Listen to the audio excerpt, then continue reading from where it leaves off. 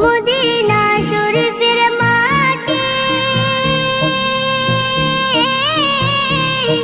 আমার চোখে মুখে বুকে মাখিও।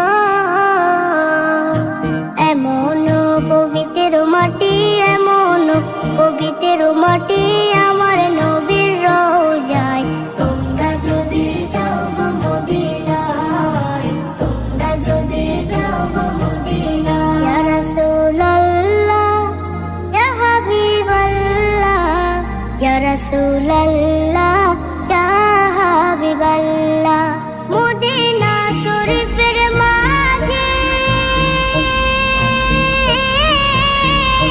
বেহেশতের বাগান আছে ও। সেই বাগানে শুয়ে আছেন, সেই বাগানে শুয়ে আছেন প্যারা নবী মুস্তাফায়।